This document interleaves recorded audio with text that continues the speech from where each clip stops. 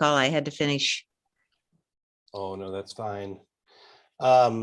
We are going to actually jump right into it today because we have 3 sessions left and we have a substantial amount of Luke to get through. Mm-hmm. We could just start with the Bible study and not do the question. Yeah, Diane loves that. What? Yeah, actually, Diane, that is exactly what we were going to do. So you are going to be very happy today. Let's see here. What are we doing? We're basically going to jump right in.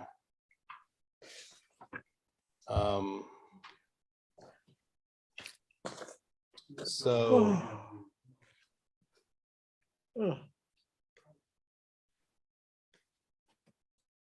All right, and I forgot my little clicker thing, so. All right.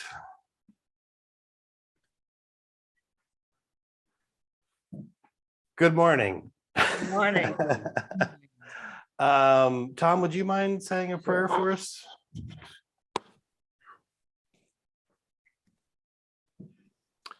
Holy Father, we lift you up.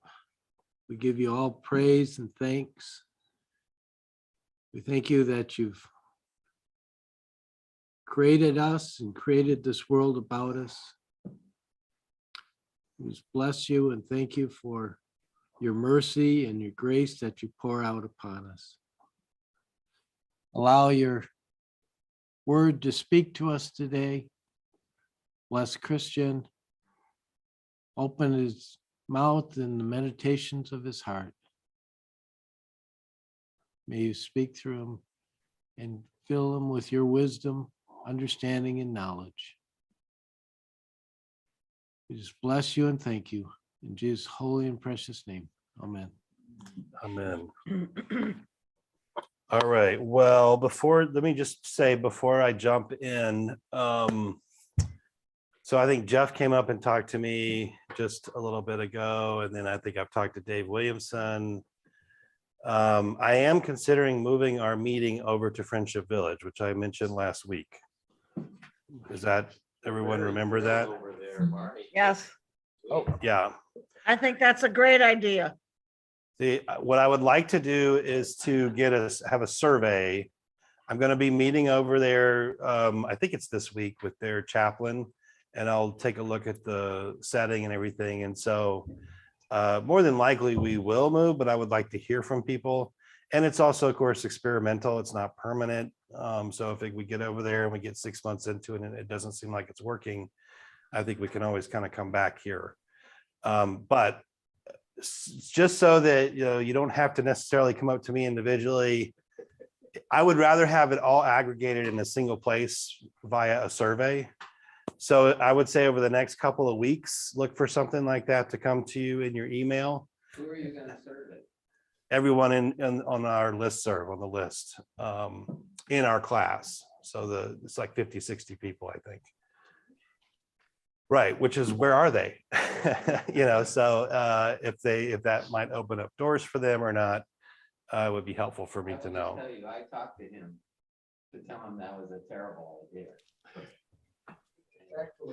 And Williams thinks it's a terrible idea. We're 2 people from don't let the chaplain kid you too. There's 2 or 3 Bible studies already at Friendship Village. I'm sure there are, but this is unique. This is yet another one. Okay. Yes, it is. Parking is terrible. So I'm kind of for here.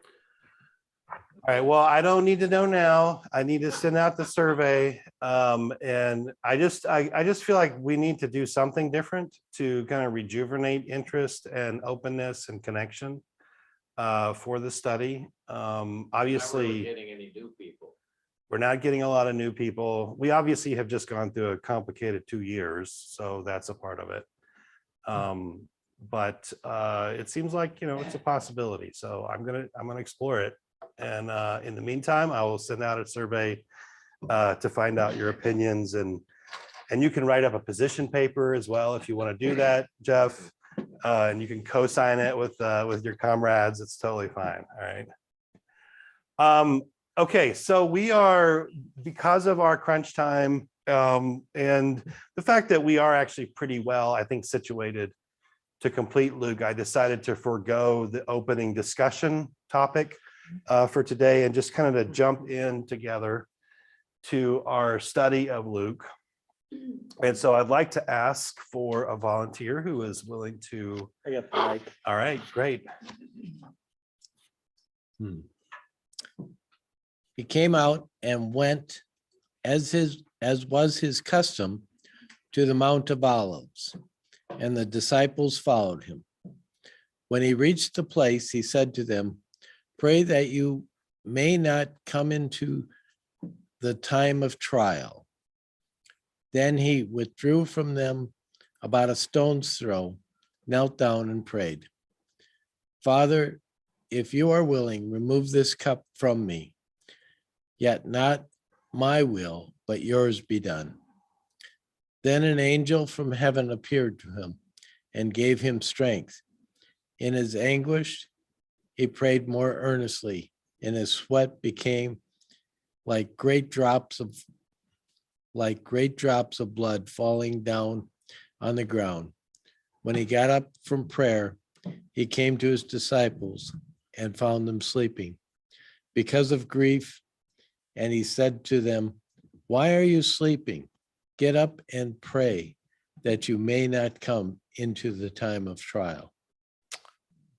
Okay, so just kind of reminding ourselves sort of where we are structure wise. We are obviously in the Passion story and portion of the gospel. Let me just check something here.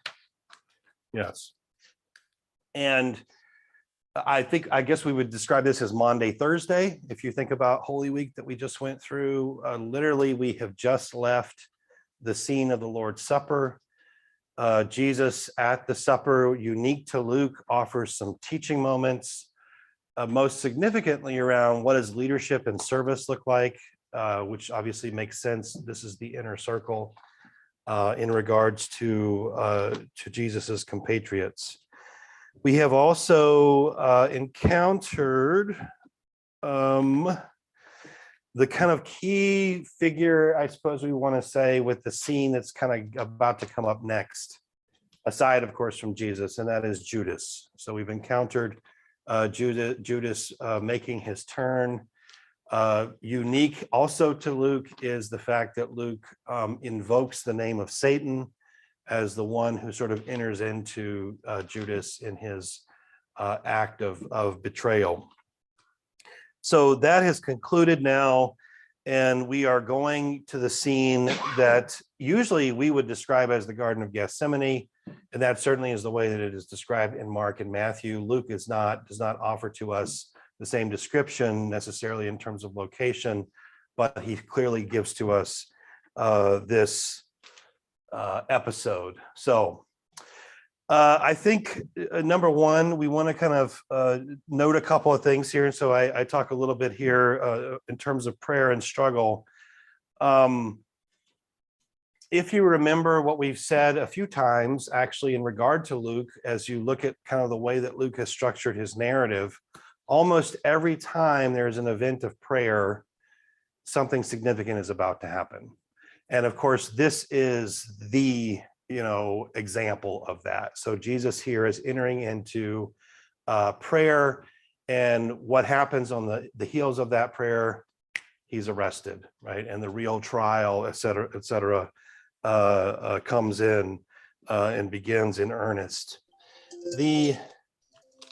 I think very importantly, and I think you get some of this in the other gospels as well. But I think it's fair to say that this really is the beginning of the Passion, this moment. Sometimes when we think about the Passion, we think only about the cross and that setting and what happens to Jesus there. Or maybe we think a little bit about the flogging and the mockery, or maybe we extend it into the trial. But the struggle itself starts here. And we get this kind of language in Luke that is meant to highlight that fact. So starting on verse 39, He came out and went, as was his custom, to the Mount of Olives, and the disciples followed him. So this again is unique to Luke, right? In the other synoptic gospels, we hear about the Garden of Gethsemane. Here we hear about the Mountain of Olives. Now, what's the difference? On one level, it doesn't necessarily have to be a huge difference. I think one of the things, though, that's been important in Luke, particularly through the big central portion, and especially the second half of his gospel, is the idea that Jesus is a king, right? That Jesus comes bearing the kingdom of God, that he speaks about the kingdom of God, that this kingdom is fundamentally different from other kingdoms. Well, the Mount of Olives was the location from which the Messiah, the king, was supposed to come. And so this is a kind of, I think, allusion, I would suggest, to the sort of the apocalyptic experience that Jesus is about to undergo, what is sometimes was called the Messianic Woes. So let me just kind of back up and just keep this broadly. What this would essentially mean from Luke's perspective and from what Jesus experiences is that whatever it is that Jesus undergoes, it's not just his own personal experience that only has to do with him. It's not just his own personal experience that only has to do with his band of followers, or what we might call the Jesus movement.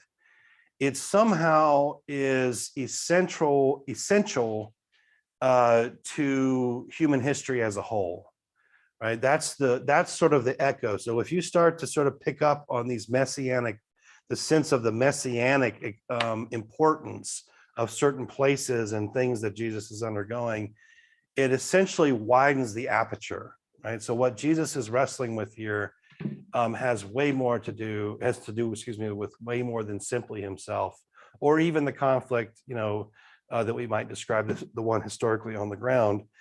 We get that from time to time. We'll get little pieces of that'll peer in. And so, like, for instance, when we heard that Judas is motivated by Satan, which is distinct. If you go and you read Mark and Matthew, it sounds like Judas is really more motivated by greed.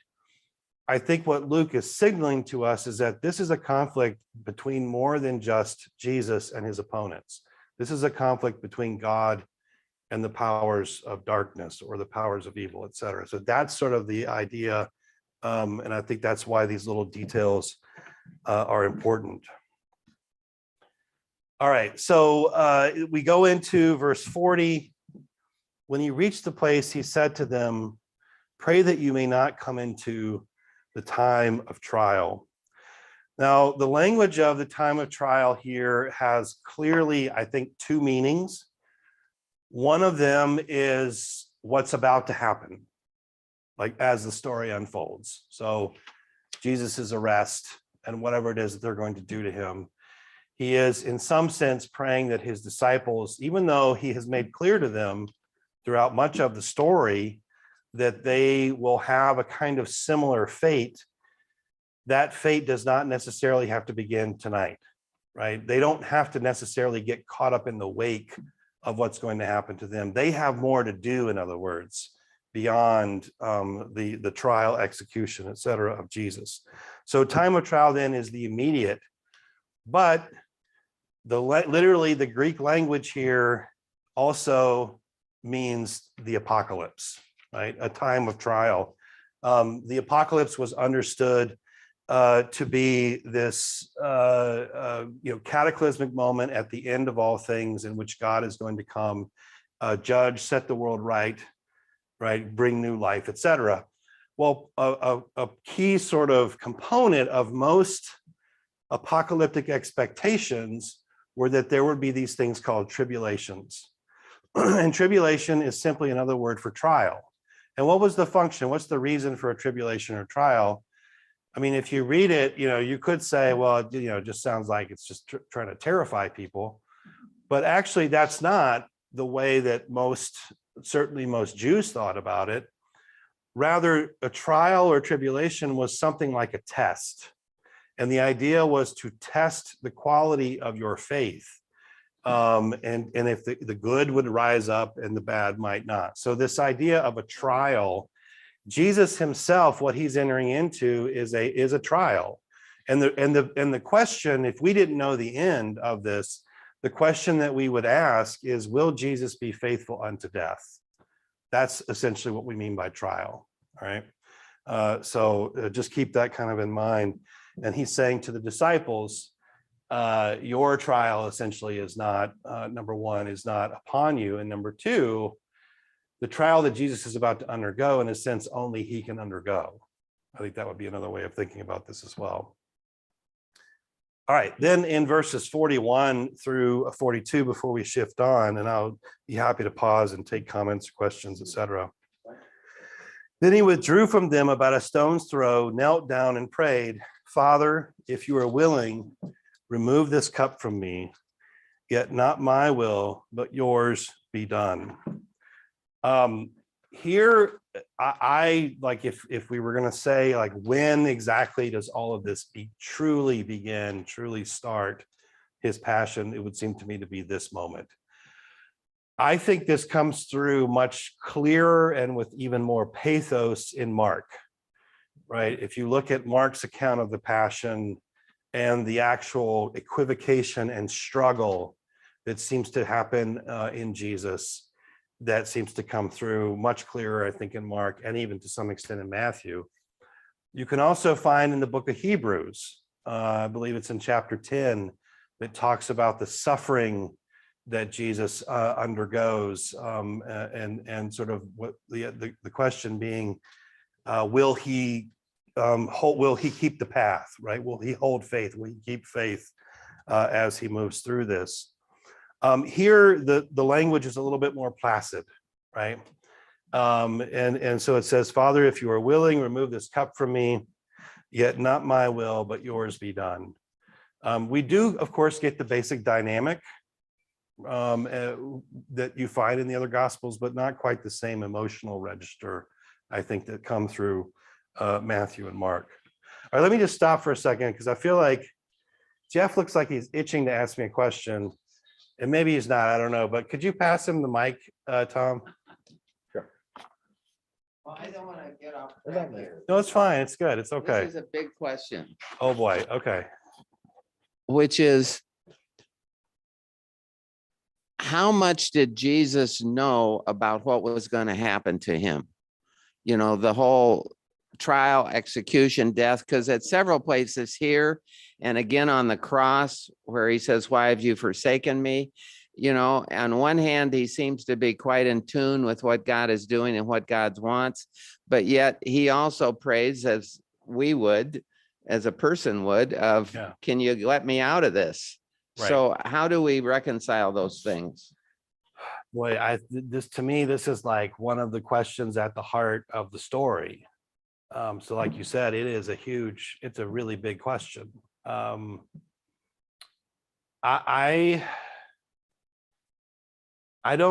would put out like 3 or 4 things that I don't know how precisely to reconcile with each other as a part of it.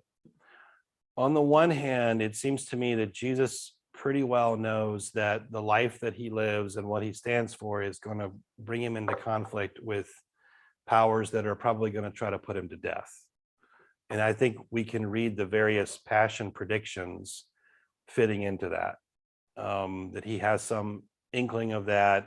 He certainly seems to have a messianic consciousness, at least, that he knows he has a job or a certain kind of path to follow. At the same time, and one of the most important texts in the Old Testament that I think became important to the early Christians and probably seems to have been on Jesus's mind is Psalm 22. And basically Psalm 22, if you read it, that's where the quote, my God, why have you forsaken me, comes from. It's a psalm of someone who's praying, who is being persecuted. And the structure of the psalm is, God, basically crying out for God to help. But the psalm ends with the confidence that God will rescue the person. And so I think that Jesus is operating with that psalm it seems to me, kind of at the forefront of his mind. At the same time, of course, we get other passages, and in particular in Luke, we get this passage on the Emmaus Road, where Jesus is like, he basically is talking to these two disciples, and he's like, you're slow of heart not to see that the Messiah had to suffer and be raised from the dead. So on the one hand, what am I saying? I think he seems to know pretty well what's happening. But on the other hand, there is this real human dimension. And I don't know that Luke, I think Luke's definitely my favorite gospel, but I feel like Mark, you get even more pathos because you get the giants, drops of blood scene kind of, No, and if you get the read this cry. carefully. It says it's tears like Sure. sweat like blood. It doesn't Right. really say he sweats blood. I think in Mark, it actually comes closer to saying that, doesn't okay. it? I'm not sure though, but you also get the cry of dereliction from the cross in Mark. So I feel like there's both a very human experience of crying out and wanting God to rescue. And in a sense, God does rescue Jesus. And I think this is very important to keep in mind, that God really is ultimately truly faithful to Jesus because God raises him from the dead. And that is quite a rescue. But he has to go through the trial, essentially. Let's not get hung up on this, because as I say, I think we could talk about this for a long time. Well, we could. I wrote a whole book that has an entire chapter that deals with some of these questions. So yeah, you know what? You popped the cork here. So all right. Yes. I could say, he did say to his disciples. Well, can we bring that? earlier, Here, to Gene. destroy the temple.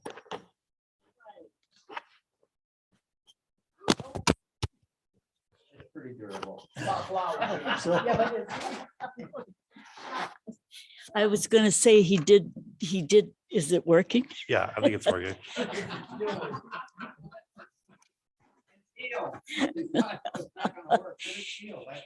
He told his disciples earlier that that he was going to die and be raised in 3 days. Yeah.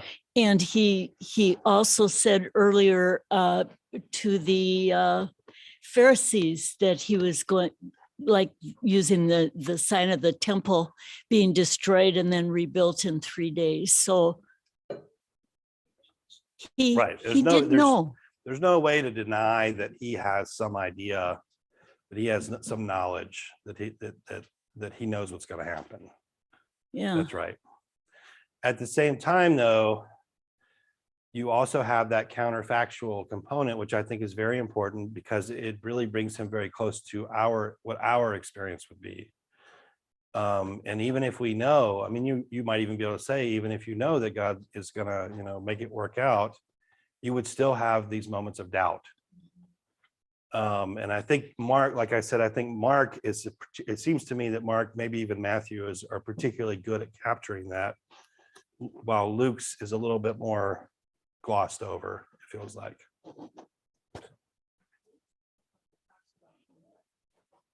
That's not also in Mark and Matthew? I believe it is. Yeah, I'll have to let one of you check that. I don't have my, okay. As you're doing that, let me move us forward. Let's see here. Is it not also in Matthew? Interesting. All right. Well, very interestingly, this passage that in which it shows up. Oh, thank you so much. I appreciate it. This passage in which it actually shows up doesn't appear in about half of the manuscripts that are available. So there's a contention. That's why it's in brackets, actually. But let me read it. Starting in verse 43. Then an angel from heaven appeared to him and gave him strength. In his anguish, he prayed more earnestly, and his sweat became like great drops of blood falling down on the ground. All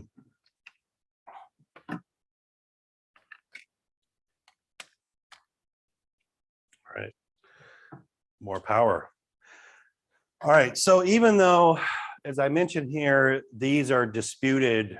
Let me unpack a little bit of what is happening in these two little verses. There's some interesting things happening.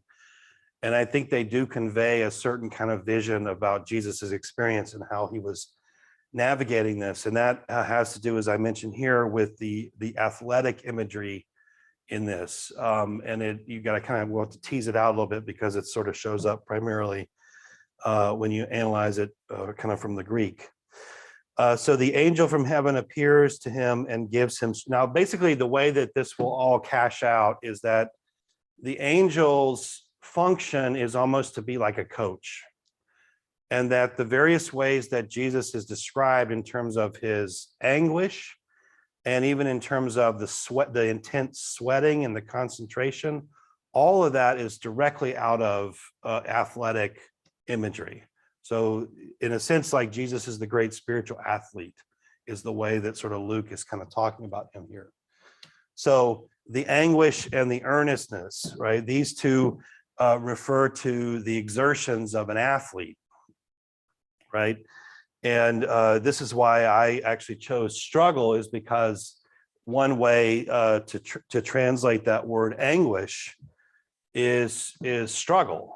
Right. And that's really, in a sense, what this is. It is a kind of struggle that Jesus has to enter into on our behalf. The angels then appear and come alongside him in order to encourage him as he enters into this struggle, is sort of I think the imagery of what's at play here. The struggle is with the darkness, The darkness, his own doubt, seeing this through to the end. All those kinds of possibilities that I think we at least need to entertain, it seems to me, even though we know, like you said, that there are many places in the story where Jesus clearly seems to show that he knows what's going to happen. Get comfort to those who are terminally ill. Know that even Jesus struggled. Yeah, He's also just struggling with the process of dying. right. That's right. That's absolutely beautiful. I love that. I mean, you sound like a deacon. The old one. Well, but I mean, this is why I don't want us to lose this sense that even though Jesus knows what's going to happen, that there really is a real struggle. And I particularly love a couple passages in Hebrews that makes that point like very strongly, that Jesus is fully like us in that sense, in that regard. I mean, that's Christian, I couldn't hear what she said as a deacon. What did she say? I'm sorry, I apologize. Yeah, we got to remember to send out around our mic. Peggy was just mentioning that the fact that Jesus struggles, that would be especially comforting to those who are terminally ill, because in some ways he's struggling with the process of dying. Right. Okay, good. Thanks. Yeah, absolutely. And then the last one, of course, the great drops, right? Like blood, like as you said, but it's sort of that sense of exertion. This too is also an athletic kind of metaphor, comes out of that that way of talking. All right, we then get, yeah. RSV. Okay. Following the right one. It's the one Paul. That's right. It goes from verse 42 to 45. It eliminates those. Then it has a note saying that these verses weren't probably in the original. Verses 43 and 44 were not? Yeah. I mean, Right. it doesn't even have them in the Bible. Yeah, well, and that's pretty strong. Yes, well, so, and I use the NRSV, which is the New Revised Standard, which is the actual correct, which is actually even more correct than yours, but no, but I mean, you're But right. they goofed. But You're right. I mean, that's kind of the point I was trying to get at, is that these verses, they don't show up in about half the manuscripts.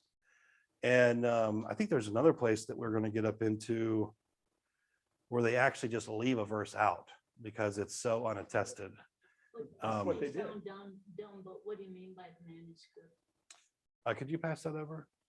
Just so you can, so Gene can ask it on.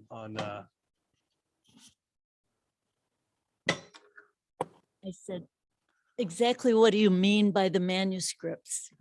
I mean, the actual documents that we have that contain in Greek. So the earliest of our manuscripts are from the 4th century. And so some of them literally omit these verses. They don't show up in those manuscripts. That's what I mean. There's variation between various.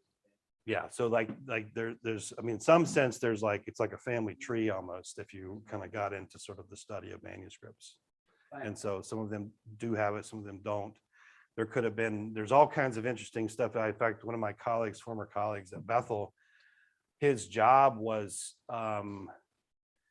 like his area of expertise was understanding what were called scribal habits. So as scribes went in to copy, there's evidence that sometimes they make corrections. So they're like, the grammar here seems weird. There's other evidence though, and this is one of the things that he was particularly interested in, that sort of as the church develops and as sort of a kind of orthodoxy sets in, that there are other changes sometimes that also happen that are a little bit more theological. So there's clearly evidence of those kinds of things. So part of the process of an expert in this is to based on the manuscript evidence, to reconstruct as best they can what the original probably was. And so when there are places like this, they have to say, this may or may not have been in the original. So. I just want to make my son's gonna make sense. Yeah. Well, wait, you got to have the mic. No, I don't. No, you do. I would say, we're trying to get back to the original manuscripts, but that isn't getting back to what Jesus really said, That's right. which we're a little bit removed from that at best. Mhm. Yeah, I would describe what we have here as a patchwork picture, right? That's contestable, but has all kinds of little seams and corners, that gaps, it leaves open things and questions, et cetera. And that's the situation we're in, basically. Do you have a comment? Yeah, just, the reference to the angel is very similar to Elijah when he's on the route to Mount Horeb. That's right. And 1 Kings 19, the angel appears to him and he's praying, Elijah's praying for death. He's saying, I'm the only one out there anyway. And the angel comes and provides food and water for him and Yep. says, take this and eat, otherwise the journey is going to be too much for you. Right. And I mean, I think the other example I was thinking of too is Daniel, right? Mhm. It's a slightly different connection, but Daniel is praying for repentance. And the angel shows up to encourage. And so there is a pattern here of someone coming alongside, or someone coming to the basically to the righteous is Yeah. typically what it is, right? This idea of God answering the prayers of the Yeah. righteous. But yeah, and the point of the angel appearing is to give him strength. Yeah. Right, that's So, right. I think one more comment from Peggy. No? Okay, all right, let me move us forward then. So returning then to the verses that do seem to have consensus in terms of the manuscript evidence. When he got up from prayer, he came to the disciples and found them sleeping because of grief. And he said to them, why are you sleeping? Get up and pray that you may not come into the time of trial. Whatever it is we do with those verses 30, 43, 44, what we do come away with at the very least is Jesus engaging in prayer to prepare himself. And in contrast to that, of course, the disciples not, right? Right. And I think he is the spiritual athlete. They are not up to the task yet, which of course gives us even more rationale for what might have motivated his comments to them to pray that they not yet enter into the time of trial. They're not prepared. They're not ready for the time of trial. And we're going to find that out, as you think about how do most of his disciples, the men especially, respond to him as he's being arrested. They desert him, right? So we know that in a sense, they're not really ready for that. So it doesn't entirely surprise us. And this also, of course, fits the pictures that we get of the disciples in this scene in the other gospels. And of course, he then repeats his warning, right? And here the points that I made earlier, right? And in particular, the point of that this is not just symbolic. It's not just apocalyptic language. It's also an immediate language of encouragement. And that in a sense, it would be like a leader saying to his followers, they're going to take me, but you need to live on, because the dream has to live on, right? At some level, like that could be like an example of the kind of encouragement perhaps that's happening here. All right. I think we had enough comments and questions, so I'm going to jump us into the next bit of material here. So if I could get a volunteer who's willing to read. I got it. Okay. While he was still speaking, suddenly a crowd came, and the one called Judas, the one of the 12, was leading them. He approached Jesus to kiss him, but Jesus said to him, Judas, is it with a kiss that you are betraying the Son of Man? When those who were around him saw what was coming, they asked, Lord, should we strike with a sword? Then one of them struck the slave of the high priest and cut off his right ear. But Jesus said, no more of this. And he touched his ear and healed him. Then Jesus said to the chief priests, the officer of the temple police, and the elders who had come for him, have you come out with swords and clubs as if I were a bandit? When I was with you day after day in the temple, you did not lay hands on me, but this is your hour and the power of darkness.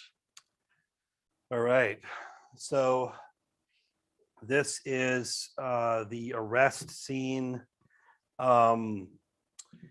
It's I think one of the interesting things about this is the abruptness of this, right? So here is Jesus praying, struggling mightily, finding his disciples. They're not up to the task. And then all of a sudden they're caught up in the drama, right, of the scene.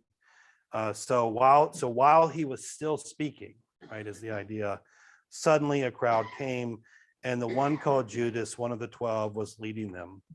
So just to kind of get our sense, our mind in the kind of sort of the emotional tenor of the scene, where we had, in some ways, like an encouragement, maybe even a kind of intimacy is broken by, right? Time's up, basically, right? Things are coming crashing in now, and we're going to have to ride the roller coaster, basically, I think is about the best you can say. Now, the one thing I think is worth highlighting here, and I'll come back to this later, is the appearance in this verse of suddenly a crowd came. Now, if you remember, basically pretty much up to this point, and it will become even more explicit as we move in, Jerusalem has kind of been portrayed to us as divided in regards to Jesus, right? The religious authorities hate Jesus. They want to arrest him. They want to get rid of him. They want to do whatever it is they need to do. The people seem to love him. They're delighted in him. We hear these different kinds of responses. And oftentimes what keeps the religious authorities from, working out their plans is precisely they're afraid of the people.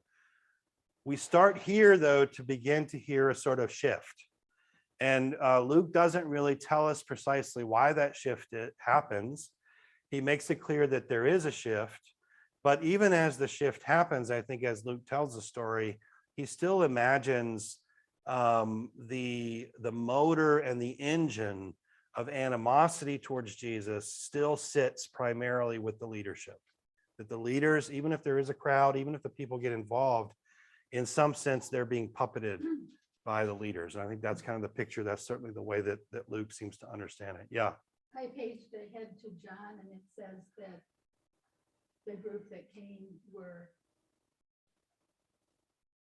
detachment of soldiers and officials from the chief priests instead of the word crowd. Oh, you mean in the Gospel of John? Right. In Yeah, the right. Gospel. The different. Yeah, that's right. But that would, in my personal thought pattern, that would make more sense. Sure. Soldiers came with swords and whatever. and Right. The priests had told them, let's get this. Right. But we're gonna, and it will happen in just a little bit where you will actually hear, quote, the people. But I want you to know that this is kind of that place where it's starting to sort of turn a little bit. But I think that's right. And then you get the scene, right? Another famous, infamous, I don't know how precisely to put on it, right? But Judas betraying Jesus with a kiss, right? A pretty, I think the kind of scene that sort of lives in the imagination of certainly cultures that have been shaped by this story. He, as we've already heard, right, he's one of the 12. He's an insider. He's present at the last covenantal meal with Jesus. If we were going to go with John, he's present with Jesus washing his feet, right? I mean, that is pretty intimate place. But in Luke, of course, and he makes it quite explicit that it's not just Judas acting, it's a demonic power essentially acting through Judas. Right, this is that more opportune moment that Satan was waiting for, that we heard about all the way back in chapter 3, after Jesus had gone out into the wilderness, or maybe it's early chapter 4, and he resists those temptations.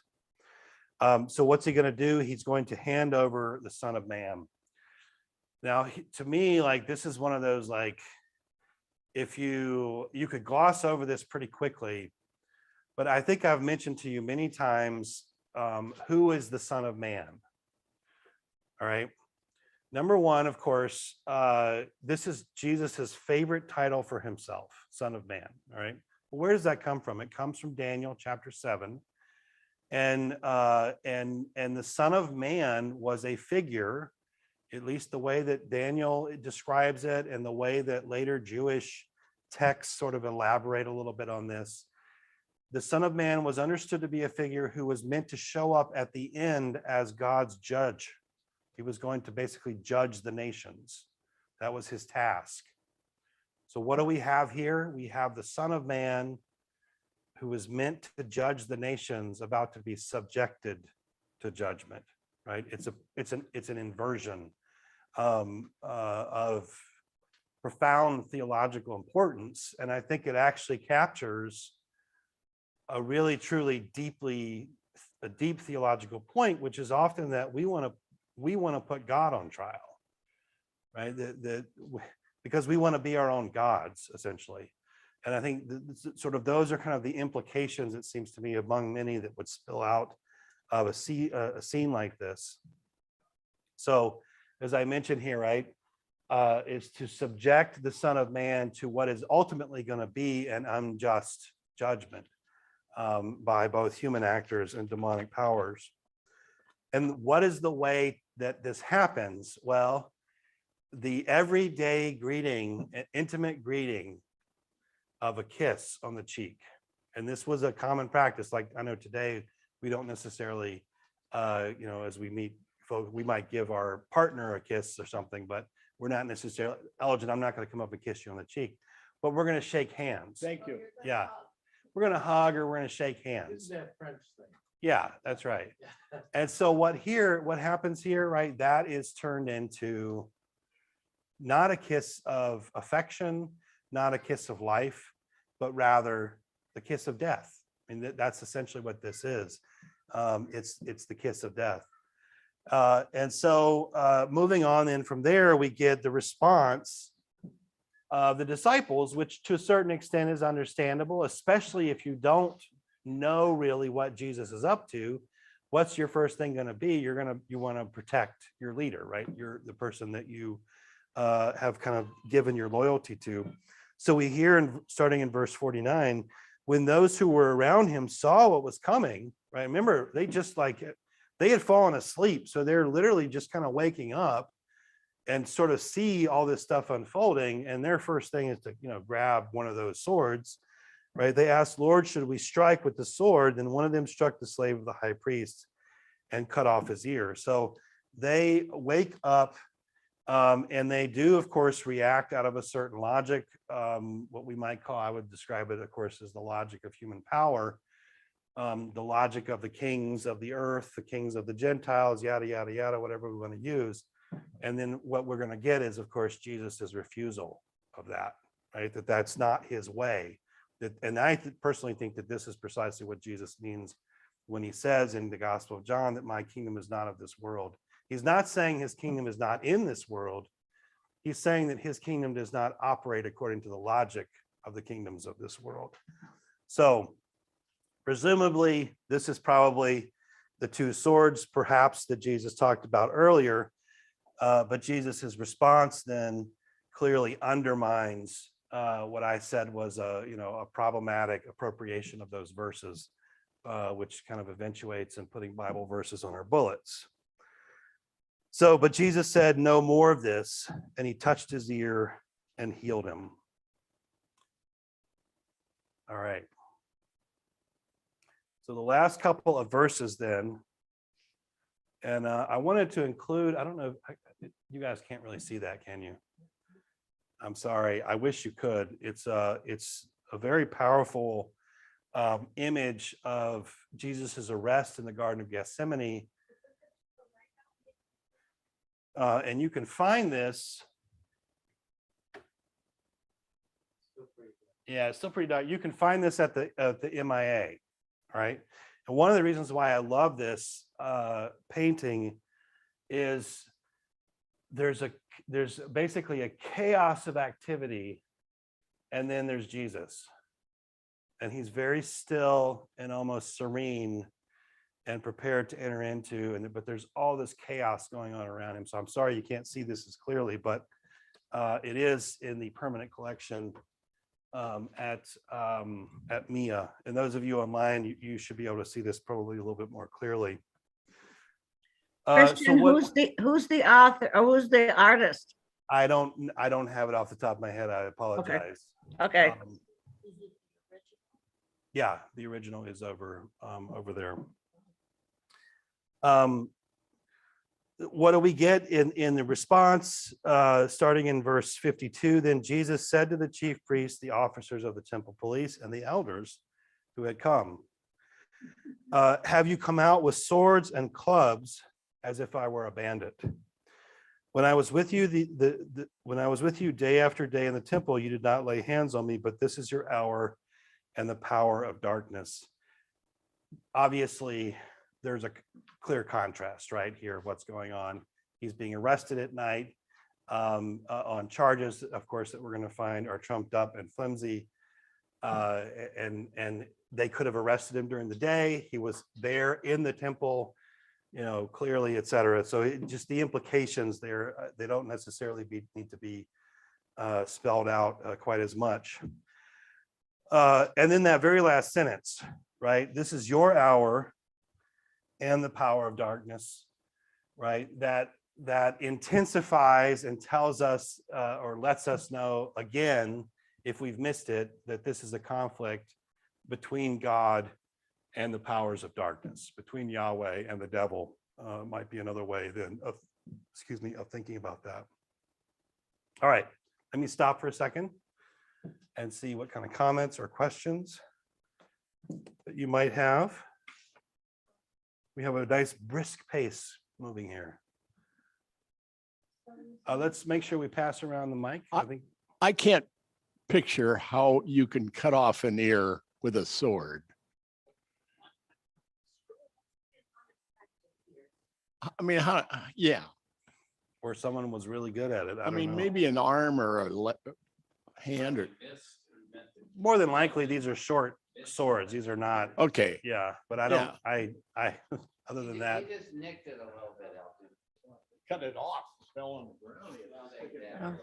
Well, this is just a minor thing, I guess, but to me, the real betrayal is that Judas brought the people to him. Mhm.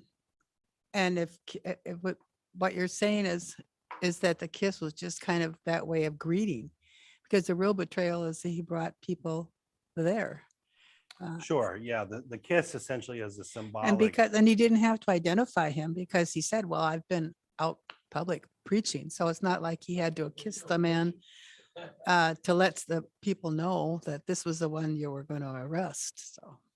Yeah, well, and I do think that in one of the other gospels, it actually tells us that he has Right.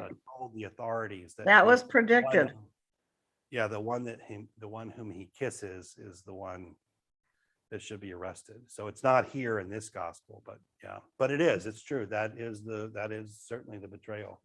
The kiss is symbolic of that. It's the kiss of death. Can we pass it up forward up front?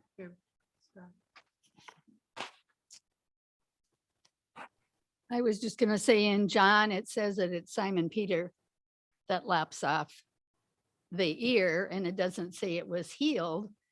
So later on, we're gonna get to the denials. But if I had chopped off the ear of the high priest's servant and then followed Jesus back to headquarters, I'd be a little scared that I was gonna be identified as the criminal, Yeah, as well as being Jesus's friend. right, right. Back over Terry, I think.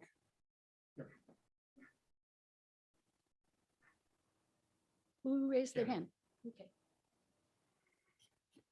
I always look at the historical content.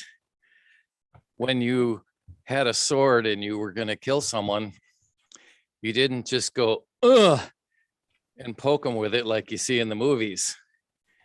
You hit them on the shoulder because the shoulder was so weak of a muscle, it would go through the bone of the shoulder into the heart.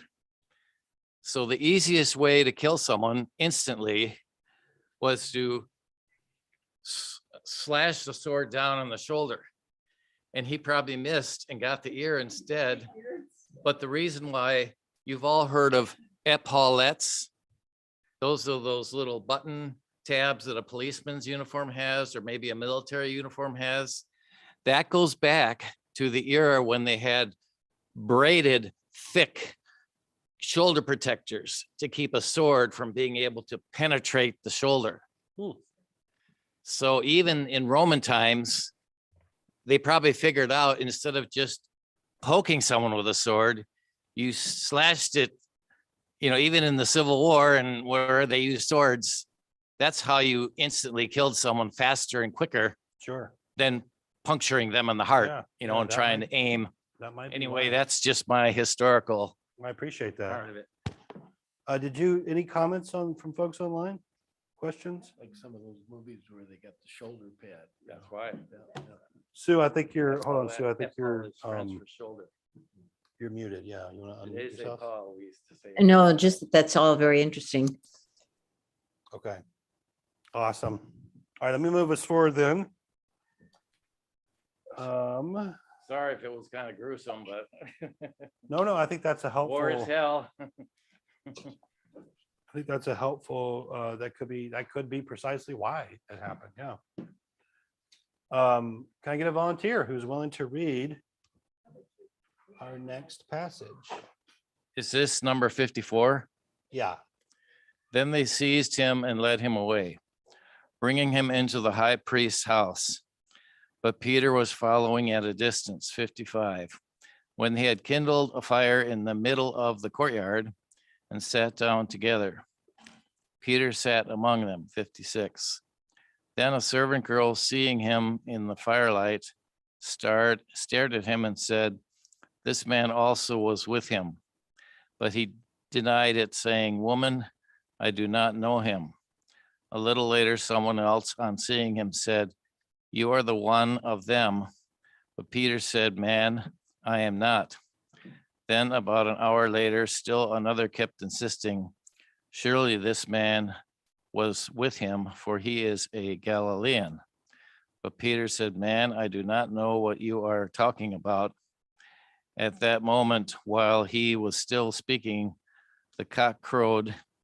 The Lord turned and looked at Peter.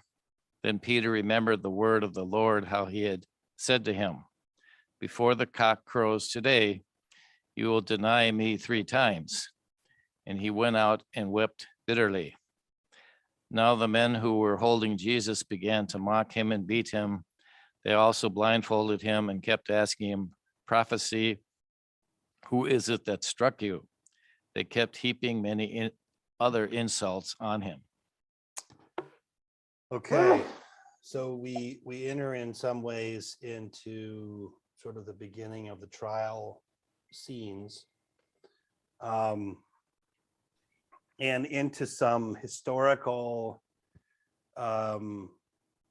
waters that are hard to figure out precisely everything here. And I'll make some of that clear in just a moment, but let me just start with verse 54. Then they seized him and led him away, bringing him into the high priest's house. But Peter was following at a distance. So what we get here from Luke, of course, is Jesus is arrested and led to the home of the authorities, the house of the high priest. One of the differences between Luke's gospel and the other 2 synoptic gospels is that they place the questioning of Jesus at night. Luke does not do that. And there's a significant debate that has sort of roiled that I don't know how even to, in some ways, parse through, especially since we're just trying to get our way through to the end here, having to do with Jewish law, whether or not the Sanhedrin could gather at the time that they were gathering, whether they could hold a trial in the evening or not. Why is there this discrepancy between Luke's telling and the telling of the other synoptics? So there is a difference here in that regard in terms of some of the minutia.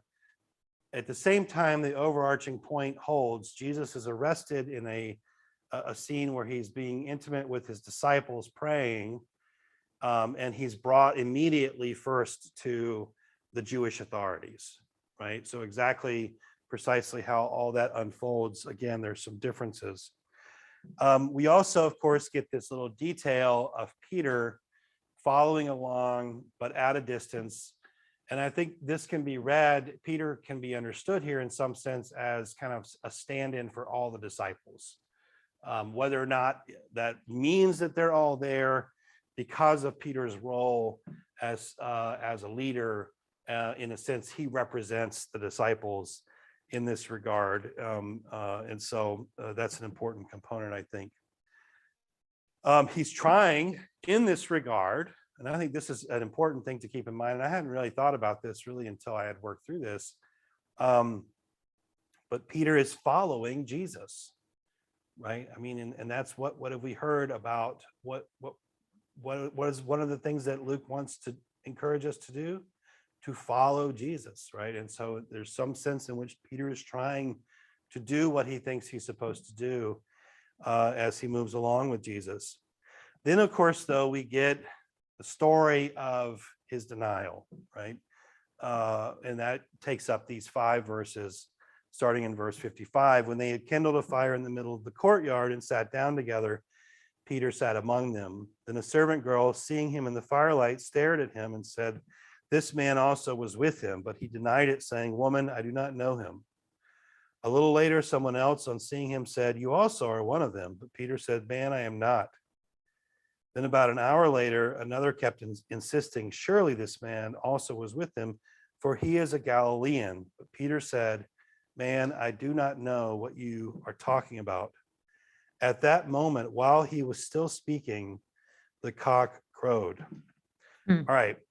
I would say if you want this, like if you really want a masterful telling of this scene, you read the Gospel of John, where John like literally pans to Peter, denying Jesus, back to Jesus on trial in front of Pilate, I think, or something, so or with the chief priests. And so there's a kind of breakup and a heightening of the drama in the way that John tells this story.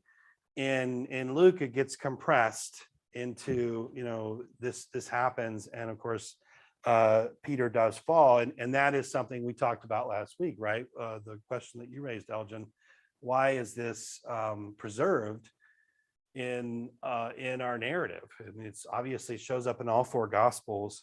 And I think, as we've mentioned before, I think it has certainly plays a role in reminding us that the true leaders of the community is the Spirit, is the living Jesus who's present through the Spirit, and that no leadership is beyond corruption or the possibility of falling, etc. The other thing that I think is kind of interesting about the scene here is this is one of those places where Jesus is sort of deliberately seen as a prophet. He had prophesied not 5-6 hours before, and it comes to pass. Now, there are other places where Jesus has already foretold what's going to happen to him in the Passion. So definitely there's other, but this is a kind of immediate, there's a kind of immediacy here. And one of the things that I think is kind of interesting that also comports with things that we've heard is the Jewish leadership's turning on their prophets, right? And that's what we get here, right? The rejection of the prophet. So the rejection of Jesus, the rejection of the Messiah, rejection of the prophets, which there's a whole history of that already. All of that sort of is kind of at play in different kinds of ways in these scenes. What I do think is also interesting, of course, here is what happens in verses 61 and 62. And this is, I think, one of the things then, of course, that makes Peter's turn away different. There are a couple of differences, I would say, between Peter and Judas, though, of course, there are some significant similarities, but these right here are very important in that regard. The Lord turned and looked at Peter. Then Peter remembered the word of the Lord, how he had said to him, before the cock crows today, you will deny me 3 times. And he went out and he wept bitterly.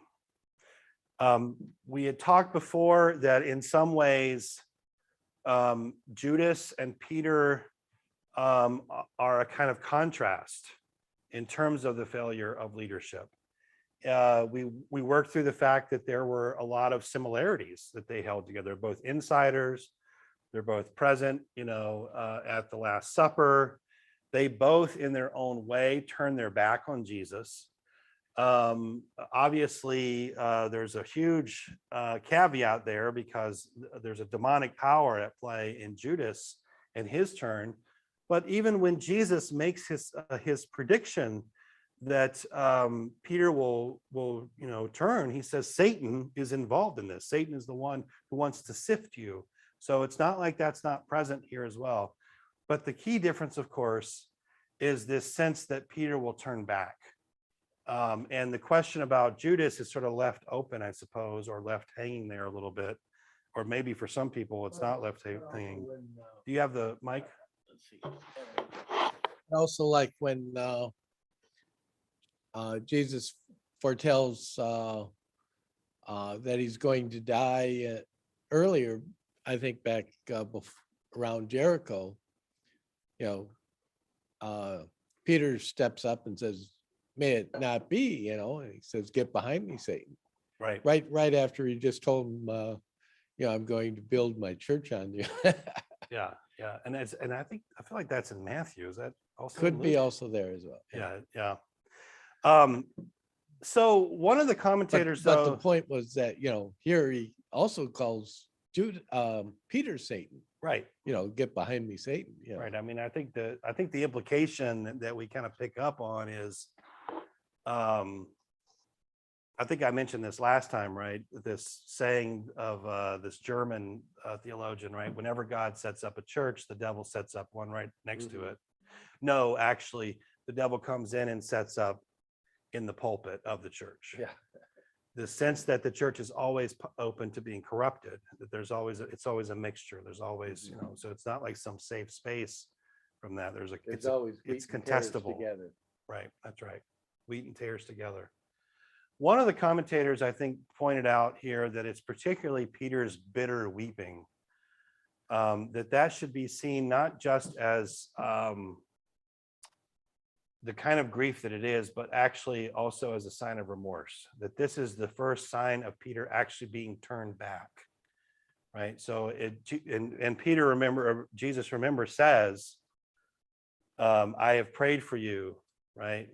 That you will turn back and so that you will strengthen your brother. So this is the moment in which, in some sense, that turning back, we might say, is starting to happen, even though we're not going to hear anything about it really for a while to come, I suppose. We then get this little scene here just before the real trial or hearing, we might say, starts. Now the men who were holding Jesus began to mock him and beat him. They also blindfolded him and kept asking him, prophesy, who is it that struck you? They kept heaping many other insults on him. So in keeping with Jesus as prophet, we now get, if it wasn't explicit enough for us that the prophet was being rejected, we now get it clearly laid out for us. He is clearly being rejected as a prophet, right? Prophesy who's hitting you. And so the prophet, as I say, Messiah is now in a sense truly being rejected, or made clear to us that that is the case in the telling of the story.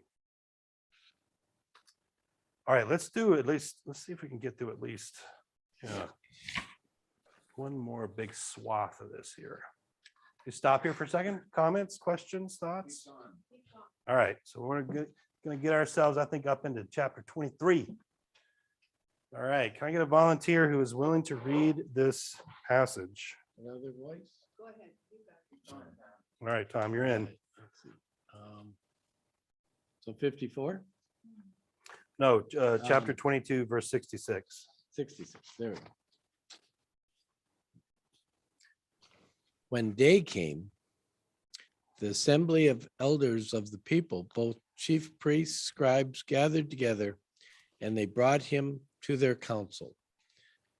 They said, if you are the Messiah, tell us.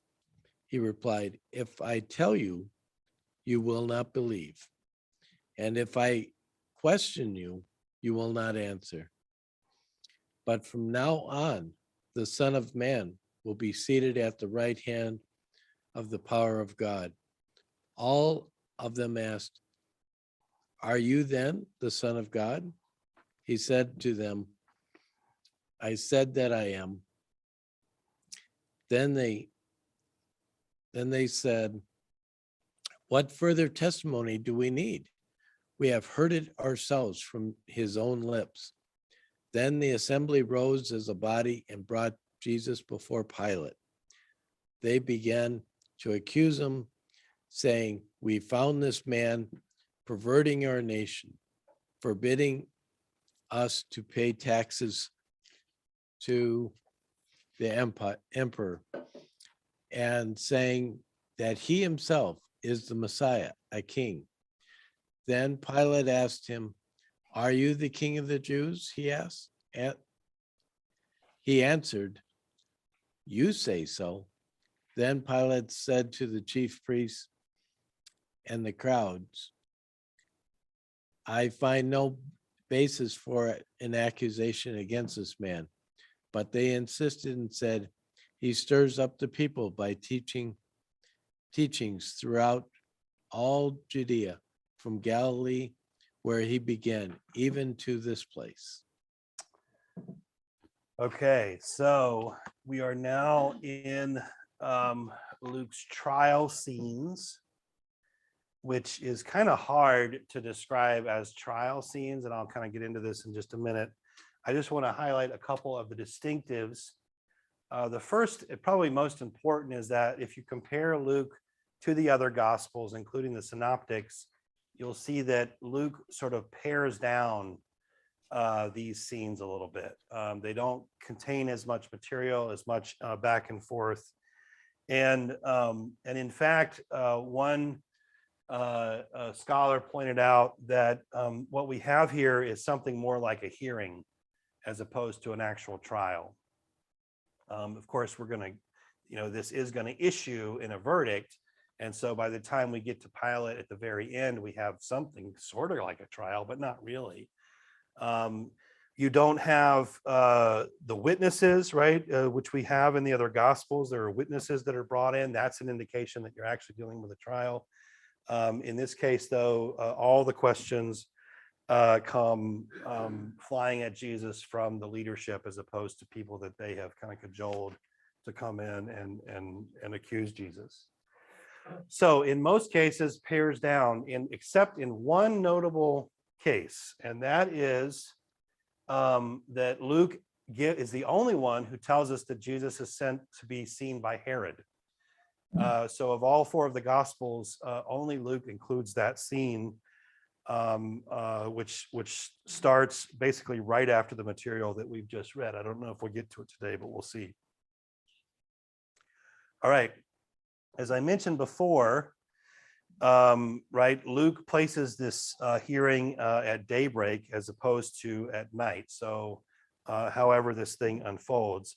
When day came, the assembly of the elders and the people, both chief priests and scribes gathered together, and they brought him to their council. So we're going to hear, as I mentioned before, that the people are going to slowly but surely make it from the background to becoming complicit to a certain extent in what's going to befall Jesus. But we're never really left feeling that the real motor, the real center of agency of getting rid of Jesus is with the elite, is with the religious authorities. These are the ones out of whom, of course, being motivated by these dark powers, et cetera, that these are the ones driving this thing as it unfolds. Then in 67 through 69, we get an interchange here. They said, "If you are the Messiah, tell us." He replied, "If I tell you, you will not believe. And if I question you, you will not answer. But from now on, the Son of Man will be seated at the right hand of the power of God." All of them asked, let me see. I'll stop there actually. So verses 67 through 69. So we have this first sort of back and forth. And I think one thing that we can note here is that when they drag Jesus in front of Pilate, they have a series of accusations against him. And one of the first ones is that he's a Messiah, right? So they're trying to establish essentially a basis for their accusations. Jesus responds to them in a very interesting way. He responds to them both factually and to a certain extent theologically. So the factual response is that if I tell you, you won't believe. We know that that's the case because there have been a number of encounters between Jesus and the religious authorities. I think some of the most significant ones for understanding Jesus's answer here happened just a few chapters back in chapter 20, where we have the chief priests, the leaders of the temple, et cetera, making their way. Someone's phone's going off. Making their way to Jesus and asking him by what authority is he doing what he's doing, and then he puts a question to them, right, about whether they believe that John's authority came from heaven or not, et cetera. So this whole idea, right, this whole section here where he says, "If I tell you, you will not believe, and if I question you, you will not answer." There are a couple of actual stories that we could point back to where we see that that is in fact the case, that they are not going to listen to him, right? And therefore, in a sense, for him to enter into a back and forth with them is pointless, right? So what does he say then? Then he gives this enigmatic statement, right, where he says, "But from now on, the Son of Man will be seated at the right hand of the power of God." Son of Man shows up again. Well, who is the Son of Man? Figure invested with God's authority to do what? To judge. What does that say? In some ways, it says a couple things, I think. Number one, it says, you guys are putting me on trial, but you don't realize who's actually on trial here. I'm not the one on trial. You're actually the ones on trial to a certain degree, right? That's part of the answer. I think the second thing that we could bring out of this, of course, is that it's probably an allusion to Jesus's resurrection, right? That whatever it is that they subject to him ultimately is going to fail, even of course, though he's going to have to go through the trial of crucifixion, basically, right? So as I mentioned here, true judgment lays with the Son of Man. And then of course, this probably allusion to his own resurrection. Then we get a follow-up question, a slight change of register. All of them asked, "Are you then the Son of God?" He said to them, "You say that I am." Then they said, "What further testimony do we need? We have heard it ourselves from his own lips." So if the first one sets up one of the accusations against Jesus, the second one does the same, right? So Son of Man, a Messiah, Son of God. And remember, the title Son of God is not just a religious title, it's a political title. The kings in the ancient world were often called sons of the gods or a son of God, whether we're talking about Israel or we're talking about Assyria or Rome, etc. Augustus Caesar calls himself a son of God. So this is a title that's loaded with meaning. How does Jesus respond? He responds ambiguously. And I think most of the responses that we get moving forward are ambiguous. There are a lot of different ways to parse out probably why. I personally think one reason is that Jesus basically determines in some ways not to legitimize what's happening to him. Fine, you're going to subject me to injustice. I'm not going to dignify the injustice that you're submitting to me by trying to like legitimately respond to you, because this whole thing is illegitimate. And so I tend to think that that's a really good way of thinking about some of these answers. There was one little note that in one of the scholars that I was looking at in regards to Jesus's response, which is that when he says, "You say that I am," and he says it in reference to being a son of God, the I am here, ego eimi, is of course the Greek rendering for Yahweh's name, right? The I am sayings that we know about, particularly from the Gospel of John. And that there could be a kind of irony that Jesus is sort of playing with against his opponents. But I don't want to make anything of that. I just thought it was interesting to kind of maybe sit with and think about. Let me stop for a second, see if there are comments.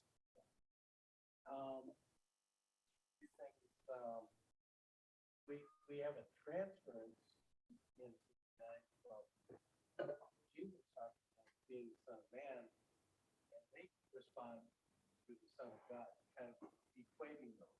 Right. And then also the relationship between Messiah, which could be, the anointed one, could be prophet. Can't hear. Yeah, you just need to have it up near your mouth. But he goes on the next page there. Says, he himself is the Messiah, a king. And finally comes back, are you the king of the Jews? So there's kind of a moving from religion to political. Right. That's right. Absolutely. Yeah. And those two titles give you that, those two titles give you that sort of vector of where they're going to be aiming to sort of in terms of their accusations of him. That's right. That's right. Let me turn to that now. This will be kind of the last scene I think that we'll be able to deal with today. So we made it into chapter 23. That feels pretty good to me since there's only 2 more chapters left. And I think we'll be able to get through this. We got to get to the resurrection. Come on. We can't slog through all this and not make it to the resurrection. So starting there, then 23 verse 1, Then the assembly rose as a body and brought Jesus before Pilate. Now, Luke here is different to a certain extent. Again, especially with maybe perhaps we think about here John, the Gospel of John, because we really don't get an indication as to why the Sanhedrin, which is the name, of course, of this council, this Jewish council, they're called the Sanhedrin. Why do they feel like they need to go and appeal to a political power? It doesn't, that's not spoken directly to us. We have some ideas, I think, from the other Gospels. So it's sort of abrupt, but it does make, of course, sense given the passion predictions, because the last prediction that Jesus gives at the very end of the travel narrative is that he will be handed over to the kings of the Gentiles, and that the Gentiles essentially will put him to death. And so here we see that being fulfilled in this moment. So now the agency shifts or broadens a little bit. It is the elite, the religious authorities now in collusion with the imperial power of Rome. That together, those two together, right? And think about this. The law and order of Rome, the political reality of Rome, and the religious cultic reality that's represented by the chief priests. These are the things that together conspire in the death of God's Messiah. And there is, of course, a very powerful critique there of human institutions that you could certainly spend a lifetime unpacking. So starting then in verses 2 and 5, this is sort of the initial set of charges and the initial back and forth with Pilate. They began to accuse him, saying, "We found this man perverting our nation, forbidding us to pay taxes to the emperor, and saying that he himself is the Messiah, a king." Then Pilate asked him, "Are you the king of the Jews?" He answered, "You say so." Then Pilate said to the chief priests and the crowds, "I find no basis for an accusation against this man." But they were insistent and said, "He stirs up the people by teaching throughout all Judea, from Galilee where he began, even to this place." So just a few things here in this setting. So number one, when it says that they accuse him, this is a technical term that they are bringing formal charges against him. So we are now into something like a trial setup in terms of what's unfolding. They then offer basically three accusations, which I think we could say are either flat out lies or half truths as sort of their basis for coming at Jesus. The first is perhaps one that we might say is a kind of half truth, I suppose, in the sense that yes, Jesus is the Messiah, but they have a very particular view of that. So he claims to be the Messiah, inflected here in this particular way that they talk about it as a political figure. The second one, of course, is we know a straight up lie because it's the accusation that he forbids paying taxes to Caesar, which Jesus does not do, or at least he certainly doesn't do that explicitly. He, again, raises questions. And I think probably the most damning one, and I would suggest to you the one that actually really genuinely motivates Pilate, is the third one. And that is that he stirs up the people. And we could say here, he causes sedition. And so if we think about how this whole charade is going to kind of cash itself out, Pilate is going to basically say that Jesus is innocent, I think 2 or 3 different times, and he still kills him. Why does he still kill him? Because he's afraid of a riot. I mean, ultimately, I think that's why. So, and I'll make that clear as we move our way through. So, but these are our 3 interactions. And we get here in kind of short, condensed form in this single interaction between Jesus and Pilate, right? A dynamic that is similar across the various Gospels. The most elaborate, again, is the Gospel of John, which gives us sort of 5 different scenes between Jesus and his accusers. All right. As I mentioned, I think personally the way to understand or decode why Jesus answers the way he does is because he refuses to legitimate what is ultimately an illegitimate trial or accusation against him. Pilate, though, in verse 4, gives to us actually the way that he says the words in Greek. This is actually a formal legal ruling. So basically, he is saying that Jesus is innocent. There's no basis for an accusation. This shouldn't be going on. Like, in some sense, this is him saying, these charges should be dismissed, and this man should be set free. What we find out, though, is that Pilate is a profoundly weak and feckless person, and he gets caught up in this whole charade, and ultimately succumbs to his concern for law and order as opposed to actual justice. And that's what kills Jesus, basically, if we want to look at it sort of just from a human perspective. So he declares him innocent, and then this will be repeated just before he hands him over to be crucified. Yeah. Could this also be just how Luke's portraying Pilate? Pilate historically had- Christian, can you have them use the mic, please? They're using the mic. It's not on. Can you pull the top off and tell me if the blue light's on? We can't hear them.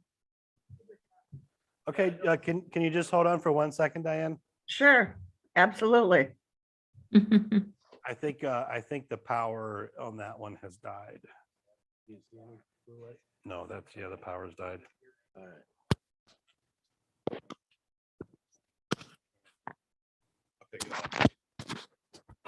That we each writer of the Gospels has a betrayal that he's setting forth as well. And so the question is this how Luke is portraying Pilate of being, and the Roman government of being innocent, and kind of pushed this way, whereas in Pilate in historical evidence had no hesitancy putting people on crosses. Yeah. You have to have that. Yeah, no, I appreciate that. Yes, actually, it's interesting because so there is a history of scholarship of reading Luke as in regards to Pilate as attempting actually to let the Romans off, because the way in some ways you could read this kind of scene with Pilate where he's like, no, he's innocent, just like, and he just kind of gives in eventually to pressure, he caves. But we've already encountered, it's interesting. I don't know that I agree with that reading anymore after having really worked our way through Luke.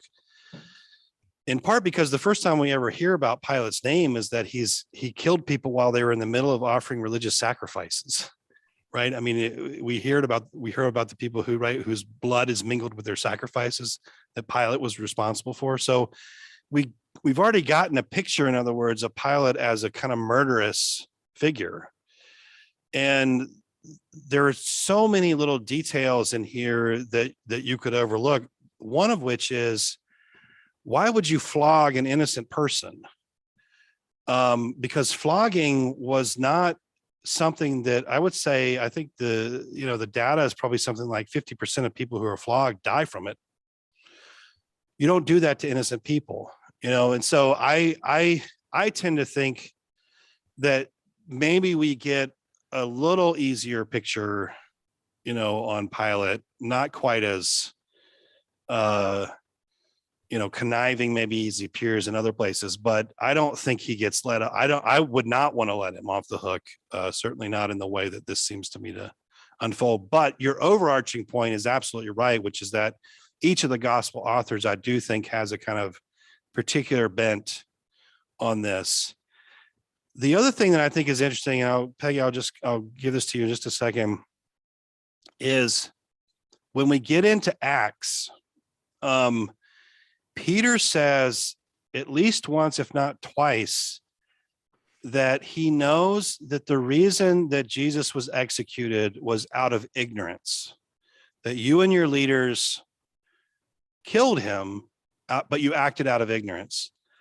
And I kind of wonder if that's not more at play here, that there's a kind of exoneration on some level of the Jewish people, right? Because there is something that Luke is clearly concerned to make certain that we understand that it's the leadership, not the people as a whole, who are primarily responsible. But I don't know how to resolve all these things. I don't think I'm enough of an expert.